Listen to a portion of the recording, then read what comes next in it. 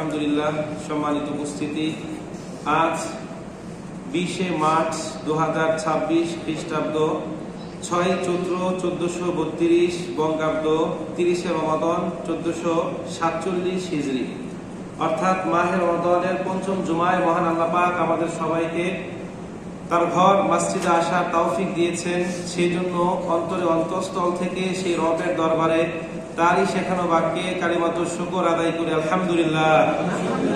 রব্বানা লাকাল হামদ হামদান কাসীরান তাইয়িবান মুবারাকান ফীহি। সকল প্রশংসা একজনের জন্য, তিনি কে?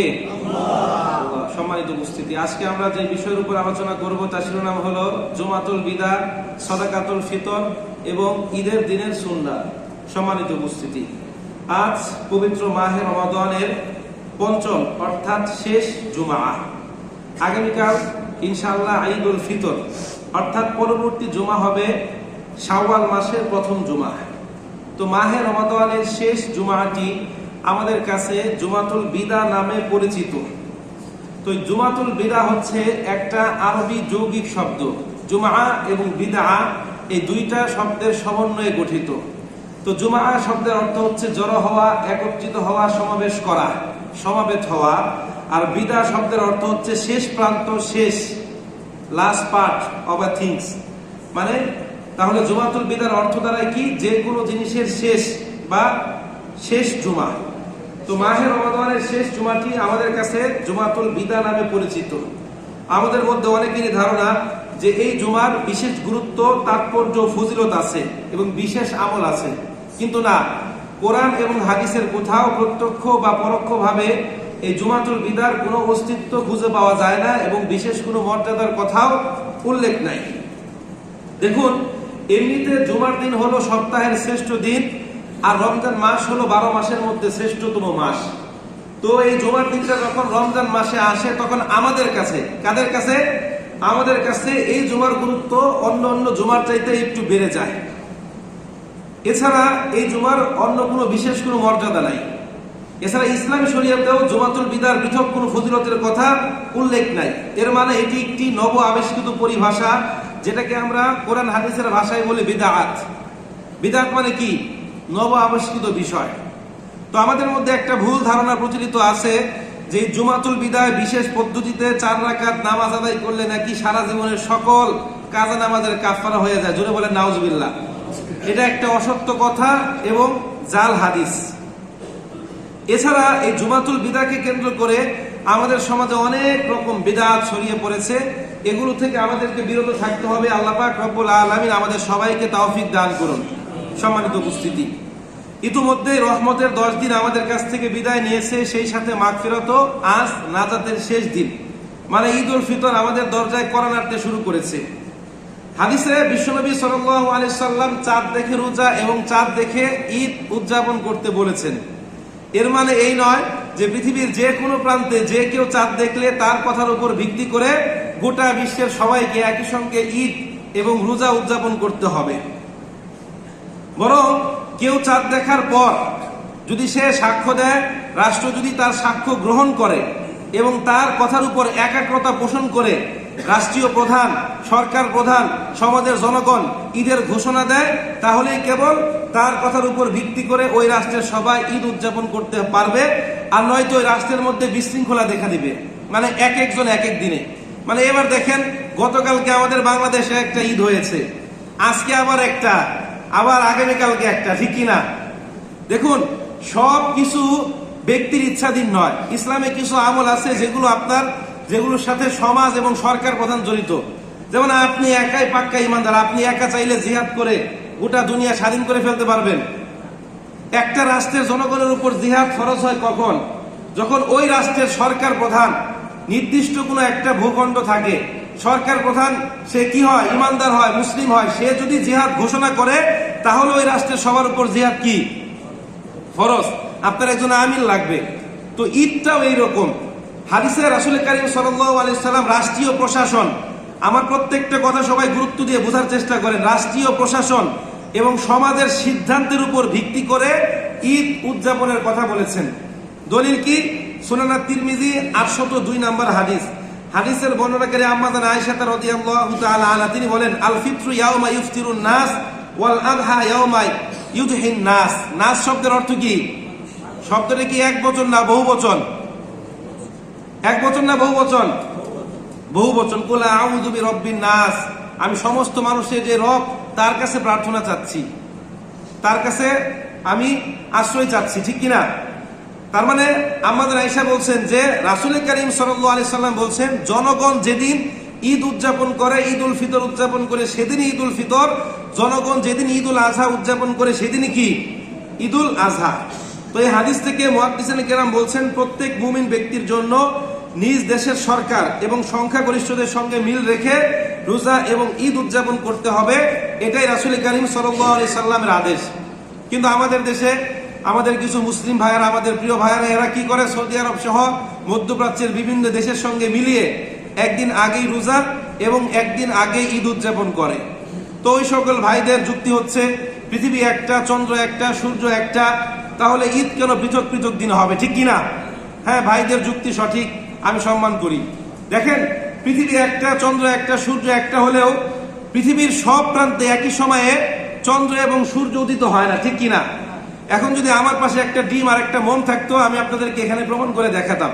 যাই হোক, ধরেন এই যে এটা হচ্ছে একটা মন বা এটা সূর্য, এটা হচ্ছে পৃথিবী। হ্যাঁ, এই পৃথিবীর দুই পাশে, এক পাশে বলে ছায়াবৃত্ত, আরেক পাশে বলে গুরুবৃত্ত। মানে এই পাশে যখন আলো থাকবে এই পাশটাও কিন্তু আলো থাকবে নাকি? হ্যাঁ, আবার যখন পৃথিবী ঘুরবে এই পাশে যখন রাত হবে এই পাশে কি থাকবে? এই পাশে কি থাকবে? দিন থাকবে। এর মানে পৃথিবী একটা, চন্দ্র একটা, সূর্য একটা হলেও পৃথিবীর সব জায়গায় একই সময়ে চন্দ্র সূর্য কি হয় না? উদিত হয় না। আবার দেখেন, সৌদি আরবের সঙ্গে আমাদের দেশের সময়ের পার্থক্য কয় ঘন্টা? 3 ঘন্টা। ইউরোপের বিভিন্ন দেশের সঙ্গে আমাদের সময়ের পার্থক্য কয় ঘন্টা? 6 থেকে 8 ঘন্টা। আবার আমেরিকা মহাদেশের বিভিন্ন দেশের সঙ্গে আমাদের সময়ের পার্থক্য কয় ঘন্টা? 10 থেকে 12 ঘন্টা, ঠিক কিনা? তো দেখেন, একই সময় পৃথিবীর কোথাও সকাল, কোথাও দুপুর, কোথাও সন্ধ্যা, কোথাও কি রাত। এবার আসেন, বর্তমান বিশ্বে 2টা পদ্ধতিতে বর্ষ গণনা করা হয়। বলেন তো কয়টা? 2টা। একটা হচ্ছে সৌরবর্ষ আর একটা হচ্ছে চন্দ্রবর্ষ। তো ইসলামী শরীয়তের উৎসব এবং ইবাদতগুলো মূলত কিসের সাথে রিলেটেড? উৎসবগুলো চন্দ্রের সঙ্গে, আর ইবাদতগুলো অধিকাংশই সূর্যের সঙ্গে রিলেটেড। যেমন নামাজের সম্পর্ক কার সঙ্গে? সূর্যের সঙ্গে। ঈদ, রোজা, এরপর বিভিন্ন দিবস, এটা সম্পর্ক কিসের সঙ্গে? চন্দ্রের সঙ্গে। তো দেখেন, সূর্যের হিসাবে আমরা সৌদি আরব থেকে 3 ঘন্টা এগিয়ে থাকলেও চন্দ্রের হিসাবে আমরা সৌদি আরব থেকে কত ঘন্টা পিছিয়ে? 21 ঘন্টা। কত ঘন্টা? 21 ঘন্টা পিছিয়ে। এর মানে এরা চাঁদ দেখার কত ঘন্টা পরে আমরা চাঁদ দেখি? আপনারা বুঝেন নাই, সৌদি আরব চাঁদ দেখার কত ঘন্টা পরে আমরা চাঁদ দেখি? 21 ঘন্টা পরে চাঁদ দেখি। এবার আসছেন, এই সম্পর্কে কোরআন হাদিস কি বলছেন, রাসূল কি বলছেন, সাহাবা কেরাম কি করেছেন। দেখেন, কিতাবুল সহিহ বুখারী হাদিস নাম্বার 1909, সহিহ মুসলিম হাদিস নাম্বার 1081। হাদিসের বর্ণনাকারী হযরত আবু হুরায়রা রাদিয়াল্লাহু তাআলা আনহু তিনি বলছেন, ক্বালা রাসূলুল্লাহ সাল্লাল্লাহু আলাইহি সাল্লাম, সুমু লিরুয়াতিহি ওয়া আফতিরু লিরুয়াতিহি ফাইন গুব্বি আলাইকুম ফাআকমিলু ইদ্দাতা শাবান 30 আও কামা ক্বালা আলাইহিস সালাতু ওয়াস সালাম। রাসূল বলছেন, সুমু লিরুয়াতিহি, তোমরা চাঁদ দেখে রোজা রাখো, ওয়া আফতিরু লিরুয়াতিহি, চাঁদ দেখে রোজা ভাঙো, ফাইন গুব্বি আলাইকুম, হ্যাঁ যদি আকাশ মেঘাচ্ছন্ন থাকে, ফাআকমিলু ইদ্দাতা শাবান, তোমরা শাবান মাস 30 দিনে পূর্ণ করো। শাবান মাস কয় দিনে পূর্ণ করতে বলেছে? 30 দিনে। এর মানে হিজরি মাসগুলো হয় 29, অন্যথায় কয় দিন? 30 দিন হয়, এর বেশি কিন্তু হয় না। তো রাসূল এটাও বলে দিয়েছেন, যদি চাঁদ দেখা না যায় তাহলে আরবি মাস সর্বোচ্চ কয় দিন পালন করবে? 30 দিন। 29-এ চাঁদ না দেখা দিলে 30 দিন। আবার কোরআনে আল্লাহ পাক সূরাতুল বাকারার 187 নম্বর আয়াতের মধ্যে বলছেন, ওয়াকুলু ওয়াশরাবু হাত্তা ইয়াতাবায়্যানা লাকুমুল খায়তুল আবিয়াদু মিনাল খায়তুল আসওয়াদি মিনাল ফাজ, তোমরা খাও পান করো ততক্ষণ পর্যন্ত যতক্ষণ না কৃষ্ণ রেখা শুভ্র রেখা থেকে পৃথক হয়ে যায়। এর মানে আমরা সুবে সাদেক থেকে শুরু করে সূর্যাস্ত পর্যন্ত কি করব? রোজা রাখবো। এখন যদি সৌদি আরবকে কেন্দ্র করে, যেহেতু সৌদি আরবে আমাদের কিবলা, তাদেরকে যদি আমরা কিবলা মানি, তাদেরকে কেন্দ্র করে যদি আমরা গোটা বিশ্বের মানুষ একই সময় রোজা, একই দিনে ঈদ এবং এই উৎসবগুলো পালন করি, তাহলে কি দেখা যায় যে আমাদের ইফতার করতে হবে এশার নামাজের পরে। কখন? সৌদি আরব যখন মাগরিবের আজান দেয় তখন আমাদের এখানে ওই দেশে যখন 7টা, এখানে কয়টা? মোটামুটি 9টা বাজে, ঠিক কিনা? তো 9টা বাজে তো এশার নামাজ ওভার হয়ে যায়। আমরা গতকালকে তারা বিশেষ করেছি 9টা 5-এ, ঠিক কিনা সম্মানিত উপস্থিতি? তো দেখেন, আমাদেরকে এই বিষয়গুলো খেয়াল রাখতে হবে। এখন আমাদের ওই ভাইয়েরা বলবে, হুজুর এখন তো প্রযুক্তি অনেক উন্নত, সৌদি আরব চাঁদ দেখার সঙ্গে সঙ্গে রেডিও, টেলিভিশন, ইন্টারনেটে সংবাদ পাওয়া যায়। আচ্ছা, ইসলাম কি ইন্টারনেটের উপর ডিপেন্ডেন্ট? এই যুগে যদি আমরা বলি যে ইন্টারনেট এগুলোর মাধ্যমে আমরা সংবাদ পেয়েছি, তাহলে রাসূলের যুগে যারা পৃথক পৃথক দিনে ঈদ করেছে তাদের তো গুনাহ হয়, ঠিক কিনা? রোজা ভাঙার গুনাহ, আবার অনেকে ঈদের দিনে রোজা রাখার গুনাহ। আমার কথা মনে আপনারা বুঝেন নাই। সৌদি আরব চাঁদ দেখলো, আমি রাত্রে 9টা বাজে সংবাদ পেলাম তারাবির নামাজ পড়ার পর যে ওই দেশে চাঁদ দেখেছে আগামীকাল ঈদ। এর মানে কি আমার তারাবির নামাজ পড়ে কি করতে হচ্ছে? হ্যাঁ, অথবা প্রথম রোজা আমার শুরু করতে হবে কি 9টার পরে এশারের নামাজ দিয়ে, তারাবির নামাজ দিয়ে এরপর কি করতে হবে? শুরু করতে হবে, ঠিক কিনা? আপনারা বুঝেছেন তো? হ্যাঁ। তো এই বিষয়গুলো দেখেন, এখন ইসলাম তো আর রেডিও, টেলিভিশন, প্রযুক্তির উপর ডিপেন্ডেন্ট না, ডিপেন্ডেন্ট, নির্ভরশীল। রাসূল তো 1450 বছর আগে বলে দিয়েছেন সোজা কথা, সুমু লিরুইয়াতিহি ওয়া আফতিরু লিরুইয়াতিহি। তিনি তো চাইলে বলতে পারতেন যে সমগ্র বিশ্বের এক প্রান্তে চাঁদ দেখলে সবাই একসঙ্গে রোজা রাখো খবর পেলে। তিনি এই কথা বলতে পারতেন না? তিনি এই বিষয়টা অপূর্ণ রাখলেন কেন? এবার আসেন, দেখেন যে সময়ের ব্যবধান 3 ঘন্টা কেন? যদি 3 মিনিট হয় তারপরও দিনের ব্যবধান একদিন হতে পারে। যেমন দেখেন, 2 জন বোন, একজন বাংলাদেশে থাকে, একজন সৌদি আরবের জেদ্দায় থাকে। 2 জন বোন একসঙ্গে প্রেগনেন্ট হলো। হ্যাঁ, এখন একই দিনে তাদের বাচ্চা জন্ম দিল। সৌদি আরবের বাজে ধরেন বিকাল 4টা। কয়টা? বিকাল 4টা। বাংলাদেশে কয়টা? 5টা, 6টা, 7টা। এখন প্রশ্ন হচ্ছে, এই 2টা শিশুর আকিকা কি একই দিনে হবে? সৌদি আরব যে শিশুটা জন্মগ্রহণ করেছে তার বয়স ওই দিন একদিন হয়ে গেছে, ওই দিন সে সূর্যের আলো দেখেছে, দেখে নাই? বিকাল 4টা বাজে সূর্য থাকে কি থাকে না? সূর্যের আলো দেখেছে। আর বাংলাদেশে যে জন্মগ্রহণ করেছে সন্ধ্যা 7টায়, যদি আপনি গরমের দিনে ধরেন সন্ধ্যা 7টায় সূর্য থাকে। এর মানে ওই শিশুর জন্ম যেদিন 7 দিন হবে, বাংলাদেশে জন্মগ্রহণকারী শিশুর জন্মদিন ওই দিন কয়দিন হবে? জন্মের 6 দিন। এর মানে তার আকিকা হলেও আমাদের দেশে যে শিশু জন্মগ্রহণ করেছে তার আকিকা ওই দিন হবে না। এবার আসেন, আমাদের বাংলাদেশের সবাই কি একই সময় ইফতার করতে পারি? ঢাকা থেকে সর্বোচ্চ 15 মিনিটের পার্থক্য সম্ভবত আছে না নাই? আছে। বাংলাদেশ তো 56,000 বর্গ মাইল। আমি আগেও বলেছিলাম যে একটা বিল্ডিং এর সবাই আমরা একসঙ্গে ইফতার করতে পারি না। দুবাইতে সবচেয়ে উঁচু একটা বিল্ডিং, নাম কি? বুর্জ আল খলিফা, 107 তলা। এই বিল্ডিং এর টপ ফ্লোর আর গ্রাউন্ড ফ্লোরের ইফতারের সময়ের পার্থক্য হচ্ছে 3 মিনিট। এর মানে গ্রাউন্ড ফ্লোরে যখন অর্ধকার ঘনিয়ে আসে, টপ ফ্লোর থেকে তখন পর্যন্ত সূর্য দেখা যায়। এখন আপনি সূর্য দেখছেন, নিচতলা ইফতারের সময় হয়েছে, সেখান থেকে আজান দিচ্ছে, আপনি সূর্য দেখে দেখে ইফতার করছেন, আপনার রোজা হবে? হবে? দেখেন, এই বিষয়গুলো আমাদের খেয়াল রাখতে হবে। এবার আসেন যে এই সম্পর্কে ফুকাহা কেরাম এবং সাহাবা কেরাম কি বলছেন। দেখেন, আমি বলছি, আপনারা দেখবেন। ওলামা কেরামের মন্তব্য হচ্ছে, ইমাম মালিক, ইমাম শাফি, ইমাম আহমদ ইবনে হাম্বল সহ অধিকাংশ হানাফি মাযহাব বাদে বাকি যে 3 মাযহাবের যেই ওলামা কেরাম, এরা বলছেন যে চাঁদের উদয় স্থলের ভিন্নতার কারণে হুকুমগত পার্থক্য ভিন্ন হবে। এটাকে বলা হয় ফিকি ভাষায় ইখতিলাফিল মাতালি অথবা ইতিবারিল মাতালি। ইখতিলাফিল মাতালি কি বলা হয়? মাতলি শব্দের অর্থ হচ্ছে উদয় স্থল, আর মাতালি শব্দের অর্থ হচ্ছে উদিত স্থল সমূহ। এখন দেখেন, কিন্তু ইমাম আবু হানিফা বলছে যে না, একদিনে ঈদ করতে হবে। এখন দেখেন, হানাফি মাযহাবের সব মাসালা কিন্তু ইমাম আবু হানিফার মতের উপর ভিত্তি করে গড়ে ওঠে নাই। ইমাম আবু ইউসুফ, ইমাম মুহাম্মদ, যাদেরকে বলা হয় শাইখান, এরা 2 জন।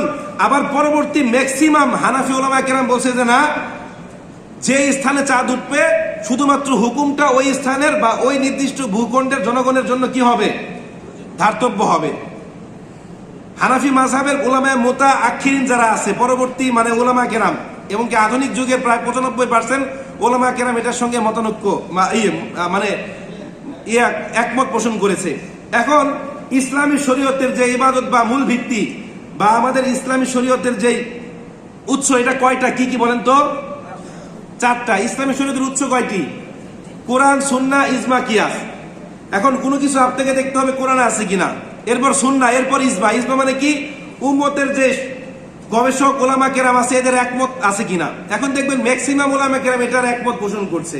সম্মানিত উপস্থিতি, এবার আসেন এই সম্পর্কে সাহাবা কেরামদের আমল কি ছিল। সাহাবা কিরাম কি ভুল করেছিলেন কিনা, বা তারা একদিন ঈদ করেছিলেন কিনা, ঠিক কিনা? রাসূল বলেছেন যে সাহাবা কিরাম এক একজন হচ্ছে এক একটা নক্ষত্র, ঠিক কিনা? আমার পরে সর্বশ্রেষ্ঠ আমার সাহাবারা, এরপরে তারা, এরপরে তারা, এরপরে তারা। এখন খয়রুল কুরুন যুগের সাহাবা কিরাম কিভাবে এই বিষয়টা উদযাপন করেছেন দেখেন। কিতাবে সহিহ মুসলিম হাদিস নাম্বার 1087, হযরত কুরাইব রাদিয়াল্লাহু তাআলা আনহু তিনি সিরিয়ায় থাকাকালীন সেখানে রমজান মাসের চাঁদ দেখে পুরো রমজান মাস অতিবাহিত করেন। এরপর সে সেখান থেকে মদিনায় ফিরে আসেন। আসার পর তার হিসাবে ওই দিন মদিনায় ঈদ উদযাপন করার কথা, কিন্তু তিনি মদিনায় সবাইকে রোজাদার অবস্থায় পেলেন। তখন তার কাছে বিষয়টা খটকা লাগলো। তিনি মদিনার বিখ্যাত আলেম, গবেষক, রাইসুল মুফাসসিরিন, বিখ্যাত ফকিহ, এরপর মুহাদ্দিস, তার নাম কি, আব্দুল্লাহ ইবনে আব্বাস রাদিয়াল্লাহু তাআলা আনহুর কাছে গেলেন। তিনি কিন্তু রাসূলের যুগ থেকে ফতোয়া দিতেন। আমরা যারা কোরআনের তাফসির করি, ব্যাখ্যা করি, আব্দুল্লাহ ইবনে আব্বাসের তাফসির ছাড়া কারো দাদার ক্ষমতা নাই কোরআনের তাফসির করা। তিনি রাসূলের যুগ থেকে কি করতেন, কোরআনের ব্যাখ্যা করতেন। তো ইবনে আব্বাস রাদিয়াল্লাহু তাআলা আনহুর কাছে গিয়ে বললেন যে ইয়া আমিরুল মুমিনিন, এই অবস্থা, আমি সিরিয়ায় থাকাকালীন সময়ে রমজান মাসের চাঁদ দেখে রোজা রেখেছি, আমার হিসাবে 30 দিন পূর্ণ হয়েছে, এখন কি করার কথা, ঈদ উদযাপন করার কথা। তখন ইবনে আব্বাস রাদিয়াল্লাহু তাআলা তাকে জিজ্ঞাসাবাদ করলেন যে তোমরা সেখানে কি বার দিন রোজার চাঁদ দেখেছো? সে বললেন যে আমরা শুক্রবার দেখেছি, শনিবার থেকে রোজা রাখতে শুরু করেছি। তখন ইবনে আব্বাস রাদিয়াল্লাহু তাআলা বললেন যে না, আমরা এখানে শনিবার দিন চাঁদ দেখেছি এবং রবিবার থেকে রোজা রাখতে শুরু করেছি। সুতরাং আমরা যখন এখন পর্যন্ত ঈদের চাঁদ দেখি নাই, সুতরাং আমরা কি করব, রোজা 30টা পূর্ণ করব। এখন তিনি কিন্তু নিজের ইজমা কিয়াস বা নিজের যেই আপনার কি বলে কিয়াস বা নিজের যেই আপনার যে গবেষণার উপর ভিত্তি করে বলেন, তিনি কিসের উপর ভিত্তি করে বলেছেন? রাসূলের হাদিস, সুমু লিরুইয়াতিহি ওয়া আফতিরু লিরুইয়াতিহি। তিনি রাসূলের হাদিসের উপর আমল করে বলছেন যে রাসূল আমাদেরকে এটা বলেছেন, সুতরাং আমরা কি করব, এটাই করব। এখানে উল্লেখযোগ্য বিষয় হচ্ছে মদিনা থেকে সিরিয়ার দূরত্ব হচ্ছে 700 মাইল, আর সময়ের ব্যবধান হচ্ছে 14 মিনিট 40 সেকেন্ড। এখন 14 মিনিট 40 সেকেন্ড ব্যবধানের জন্য যদি একদিন পর ঈদ উদযাপন করতে হয়, তাহলে আমাদের দেশ থেকে সৌদি আরবের দূরত্ব কত? 2740 মাইল, আর সময়ের পার্থক্য চন্দ্রের হিসাবে কয় ঘন্টা? 21 ঘন্টা। সম্মানিত উপস্থিতি, সবচেয়ে বড় বিষয় হচ্ছে ইসলাম সামিয়ানা ওয়া আতানা, এটার উপর প্রতিষ্ঠিত। তো যে সকল ভাইরা উদযাপন করে, আমি তাদেরকে যে ভুল বলবো তাও না, তাদেরকে একটা কথা বলবো যে রেডিও টেলিভিশনের সংবাদ প্রযুক্তি বাদ দিয়ে আপনি রাসূলের হাদিসের উপর আমল করেন। যেই যুগে প্রযুক্তি ছিল না, তার মানে আমরা যদি এখন প্রযুক্তির উপর ডিপেন্ড করে এগুলো দেখি, তাহলে যেই যুগে প্রযুক্তি ছিল না ওই যুগের মানুষরা ভুল, সাহাবা কেরাম ভুল ছিলেন, ঠিক কিনা? যেহেতু তারা পৃথক পৃথক দিনে ঈদ উদযাপন করেছেন। এই বিষয়টা ভাববার বিষয়, আপনাদের ভাবতে হবে। আমরা ইসলামের কোনো বিষয় নিয়ে কারোর সঙ্গে বিতর্ক করব না। তারাও আমাদের ভাই, আমরাও তাদের ভাই। আমাদের ভুল হলে তারা ধরে দিবে, তাদের ভুল হলে আমরা ধরে দিব। এখানে সবচেয়ে বড় বিষয় হচ্ছে সাহাবা কেরাম, তারাও কিন্তু পৃথক পৃথক দিনে এটা করেছে। এই বিষয়টা আমাদের দেখতে হবে। সম্মানিত উপস্থিতি, এই গেল ঈদুল ফিতরের বিষয়ে। এবার আসেন যে সদকাতুল ফিতর। কেন আমাদের সদকাতুল ফিতর দিতে হবে? দেখেন, আমরা যেই কাজই করি না কেন, প্রত্যেকটা কাজের মধ্যেই আমাদের কোনো না কোনো ভুল থাকতে পারে। আমরা তো আর দুধের দোয়া তুলসী পাতা না, ঠিক কিনা? ভুল থাকতে পারে না? ভুল থাকতে পারে। এখন এই যে রমজান মাস, আজকে সহ 30 দিন আমরা দীর্ঘ 1 মাস রোজা রেখেছি। অনেক সময় রোজা রেখে হাত দিয়ে খারাপ কাজ করেছি, মুখ দিয়ে মিথ্যা কথা বলেছি, চোখ দিয়ে অনেক সময় বেগানা নারীর দিকে দৃষ্টিপাত চলে গিয়েছে, এরপর বিভিন্ন খারাপ কাজ করেছি না? এই যে খারাপ কাজ, এই খারাপ কাজগুলো থেকে, পাপ থেকে রোজাকে পরিশুদ্ধ করার জন্যই মূলত রাসূল কারীম সাল্লাল্লাহু আলাইহি সাল্লাম আমাদের উপর সদকাতুল ফিতর ওয়াজিব করেছেন। দলিল কি? কিতাবের নাম সুনান আবু দাউদ, হাদিস নাম্বার 1609। হাদিসের বর্ণনাকারী হযরত আব্দুল্লাহ ইবনে আব্বাস রাদিয়াল্লাহু তাআলা তিনি বলছেন, ক্বালা রাসূলুল্লাহ সাল্লাল্লাহু আলাইহি ওয়াসাল্লাম সাদাকাতুল ফিতরি তুহরাতাল লিসিয়ামি মিনাল লাগবি ওয়াল ফারাসি ওয়া তুহমাতাল লিল মাসাকিন। যে রাসূল সদকাতুল ফিতর ওয়াজিব করেছেন রোজাকে পাপ কাজ থেকে, গুনাহ থেকে পরিশুদ্ধ করার জন্য এবং গরিব মিসকিনদের খাদ্য প্রদান করার জন্য। এই যে ঈদ আমাদের মাঝে আগমন করবে আগামী কালকে, আমরা উদযাপন করব, এই ঈদ কাদের জন্য? মানে আপনার টাকা পয়সা আছে, আপনার ঐশ্বর্য আছে, আপনার ধন সম্পদ আছে, ঈদ শুধুমাত্র আপনার জন্য। আর যাদের টাকা পয়সা নাই, কিছু নাই, এরা শুধুমাত্র চেয়ে চেয়ে দেখবে, ঠিক কিনা? এরা শুধুমাত্র তাকিয়ে দেখবে, এদের জন্য ঈদ না, তাই তো? দেখেন, ইসলাম কখনোই এরকম বৈষম্যমূলক নীতিতে বিশ্বাস করে না। ইসলাম বলছে যে সবার জন্য সমতা। এই যে ঈদ আগমন করছে, এটা কাদের জন্য? সমস্ত মুসলিম উম্মার জন্য। ইসলাম চায় সবাই মিলে সুখে শান্তিতে একসঙ্গে আমরা কি করি? ঈদ উদযাপন করি। এবার আসেন যে সদকাতুল ফিতর কার উপর ওয়াজিব। দেখেন ইমাম মালিক, ইমাম আহমদ ইবনে হাম্বল, ইমাম শাফি রহমতুল্লাহ আলাইহি বলছেন যে ঈদের দিন, সবাই আমার দিকে খেয়াল করেন, ঈদের দিন চলার মতো যেই পরিমাণ অর্থ সম্পদ দরকার নিজ এবং নিজ পরিবারের জন্য, ওইটা বাদ দিয়ে কারো কাছে যদি অতিরিক্ত কোনো সম্পদ থাকে তার উপর সদকাতুল ফিতর ওয়াজিব। বুঝতে পেরেছেন তো আপনারা? একদিন চলার মতো যেই পরিমাণ সম্পদ দরকার ওইটা বাদ দিয়ে যদি নিজের কাছে অতিরিক্ত কিছু থাকে তার উপর সদকাতুল ফিতর ওয়াজিব। আবার হানাফি মাসলাকের যে ওলামা কেরাম তারা বলছেন যে যাকাত নেসাব হওয়ার যেই পরিমাণ সম্পদ ওইটা যদি এক বছর না শুধুমাত্র ঈদের দিন কারো কাছে থাকে তাহলে তার উপর তার এবং তার পরিবারের পক্ষ থেকে সদকাতুল ফিতর আদায় করা কি ওয়াজিব। এবার আসেন কোন কোন পণ্য দ্বারা বা কোন কোন জিনিস দ্বারা সদকাতুল ফিতর আদায় করতে হয়। দেখেন সদকাতুল ফিতর সম্পর্কিত বিভিন্ন যে হাদিস আছে এগুলো পর্যালোচনা করলে দেখা যায় মোট 5 প্রকারের পণ্য দ্বারা বা 5 প্রকারের খাদ্য সামগ্রী দ্বারা সদকাতুল ফিতর আদায় করা যায়। 1 নম্বর হচ্ছে জব, 2 নম্বরে খেজুর, 3 নম্বরে চিজ বা পনির, 4 নম্বরে কিশমিশ, 5 নম্বরে কি গম। এই যে 5 প্রকারের খাবার, এগুলোর মধ্যে আবার যদি আপনি খেজুর, পনির, কিশমিশ এবং জব দ্বারা ফিতরা আদায় করেন তাহলে আপনার নিসাব বা পরিমাণ হচ্ছে 1 সা। কয় সা? 1 সা মানে হচ্ছে আপনার 1 সা মানে হচ্ছে কয় কেজি? 3 কেজি 300 গ্রাম। কয় কেজি? 3 কেজি 300 গ্রাম। আর যদি গম দ্বারা আদায় করেন তাহলে 1 কেজি 635 গ্রাম। এখন দেখেন এই দুইটার ক্ষেত্রে ব্যতিক্রম কেন? রাসূলের যুগে খেজুর, কিশমিশ, জবের চাইতে গমের দাম বেশি ছিল। এই জন্য দুটার মধ্যে সমতা বিধানের জন্য তিনি কি করেছেন? গমকে অর্ধেক করেছেন। যদিও এখন আমাদের যুগে গমের দাম কি কম না বেশি? এই 5টার চাইতে সবচেয়ে কম, 5টার মধ্যে সবচেয়ে কম।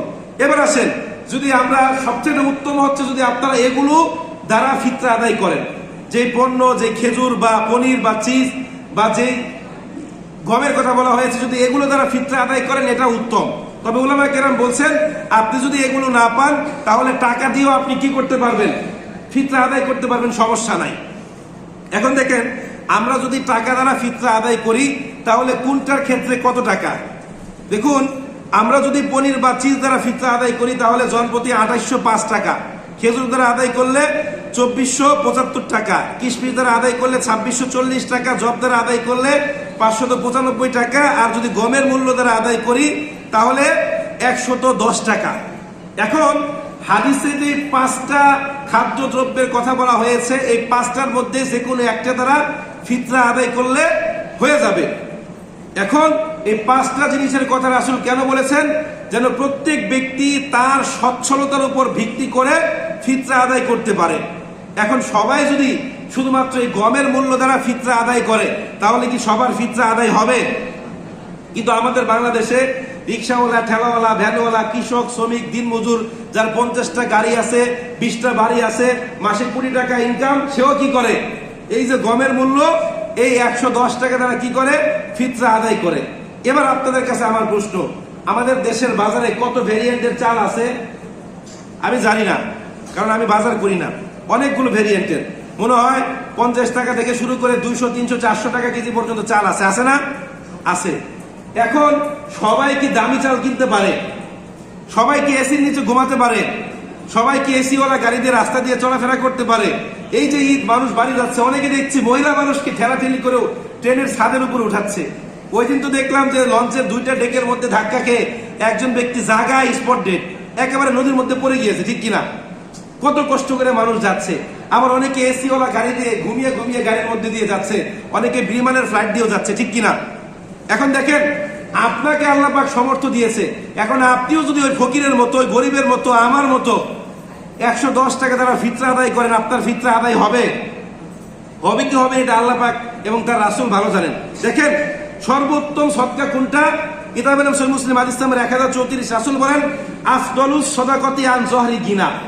সর্বোত্তম সদকা হচ্ছে ওইটা যেটা দাতার সচ্ছলতার উপর ভিত্তি করে দান করা হয়। এর মানে দেখেন মসজিদে কিন্তু অনেক ক্যাটাগরির লোক আছে। আমি বললাম সবাই 5 টাকা করে দেন। এখন যার 5020 টাকা ইনকাম সেও 5 টাকা দিল, আর যে ব্যক্তির একদিনে 100 টাকা ইনকাম সেও 5 টাকা দিল, তাহলে বিষয়টা কেমন হলো না? বলেন। এখন এই দিকে আমাদের খেয়াল রাখতে হবে, অর্থাৎ cut your coat according to your cloth. আপনার আয় বুঝে ব্যয় করতে হবে। আপনার মাস শেষে অনেক টাকা ইনকাম, আপনি এসিওয়ালা গাড়িতে চলাফেরা করেন, আপনি অ্যাটলিস্ট যদি 2800 টাকা দিতে না পারেন 595 টাকা করে দেন জনপ্রতি ফিতরা, ঠিক কিনা? সম্মানিত উপস্থিতি, এজন্য আমরা ফিতরা দেওয়ার সময় এগুলো চিন্তা করব। এবার আসেন ঈদের দিনের সুন্নাত। সম্মানিত উপস্থিতি, এই যে এক হাদিসে বলা হয়েছে যে শেষ জামানায় যে রাসূলের একটা সুন্নাহ জিন্দা করবে সে 100 গলা কাটা শহীদের সওয়াব পাবে, এরকম হাদিস আছে না? এটা কিন্তু মোটামুটি ভালো হাদিসই, জয়ীফ হাদিস যে তা না। এটা কোন সুন্নাতের কথা বলা হয়েছে? যে সুন্নাহগুলো আমাদের সমাজ থেকে ধীরে ধীরে বিলীন হয়ে যাচ্ছে, হারিয়ে যাচ্ছে। যেন তেরো সুন্নত নয় কিন্তু, আবার এটা অনেকে ভুলভাবে ব্যাখ্যা করে।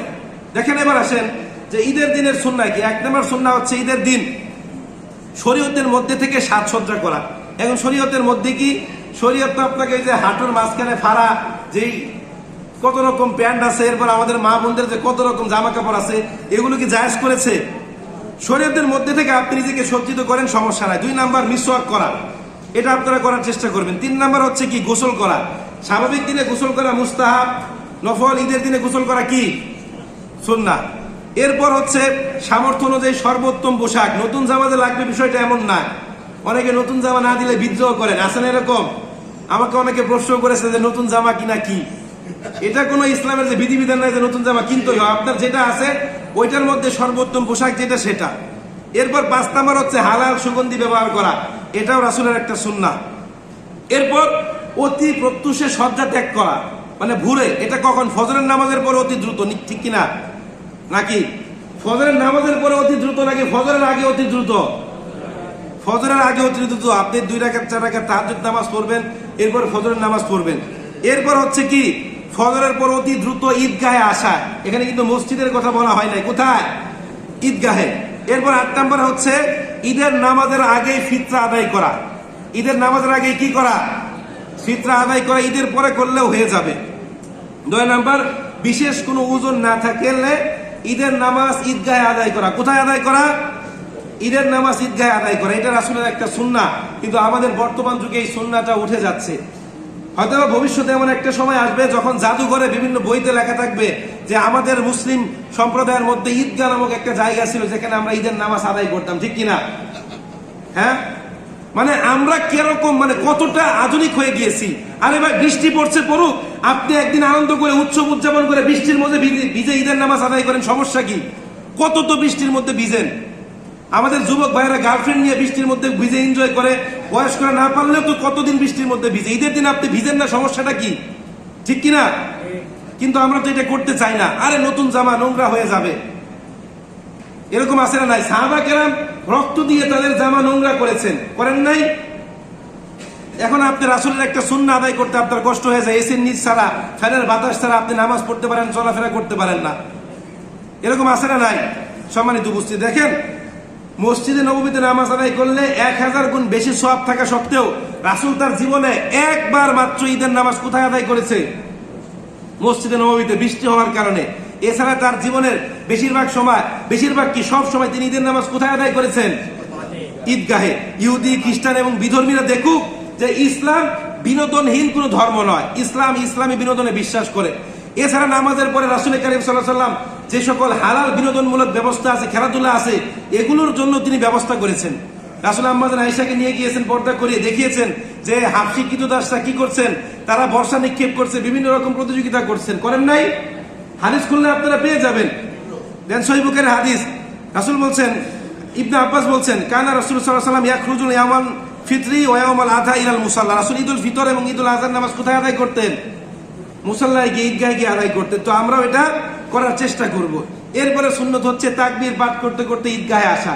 এর মানে ঈদুল ফিতরের সময় নিচু আওয়াজে আর ঈদুল আযহার সময় কি উঁচু আওয়াজে তাকবীর পাঠ করা। সম্মানিত উপস্থিতি, তো আমরা এই বিষয়গুলোর উপর আমল করার চেষ্টা করব। আপনারা দেখেছেন যে আমাদের ঈদগাহ দৃশ্যমান, যদিও আজকে একটু বৃষ্টি হয়েছে, মাঠের মধ্যে বালু আছে। আশা করছি ত্রিপাল বিছিয়ে দিলে যদি বৃষ্টি না হয় আপনারা নামাজ আদায় করতে পারবেন। এরপরও আমাদের মসজিদ এবং ঈদগাহ দুইটা কি পাশাপাশি। যদি প্রচন্ড বেগে বৃষ্টি হয়, ওখানে দাঁড়ানোর মতন সক্ষমতা না থাকে, আমাদের মসজিদ তো রেডি আছে। এজন্য আমরা এটার উপর আমল করার চেষ্টা করব। শুধুমাত্র আমরা না, আমাদের আশেপাশে যারা আছে আমরা সবাইকে বোঝানোর চেষ্টা করব। কারণ দেখেন, আপনার কথা শুনে কেউ যদি একটা ভালো কাজ করে, এই যে আমি আজকে জুমার নামাজ পড়াবো বা আমি 30টা রোজা রেখেছি, এই 30টা রোজার একটা রোজা কবুল হয়েছে আমি বলতে পারবো? আপনারা কেউ বলতে পারবেন? এখন আমার কথায় কেউ যদি এক ওয়াক্ত নামাজ পড়ে একটা রোজা রাখে, তারটা কবুল হলো কি হলো না ডাজেন্ট ম্যাটার, কিন্তু আমার আমল নামে আল্লাহ পাক কি করবেন? কবুল ইবাদতের সওয়াব দিয়ে দিবেন। আমি এটার দোহাই দিয়ে আল্লাহকে বলতে পারবো, আল্লাহ তোমার হাবিব বলেছিল এইটা আমি তো করেছি, সুতরাং আমাকে এটার সওয়াব দিতে হবে। আল্লাহ পাক দিতে বাধ্য থাকবেন, ঠিক কিনা?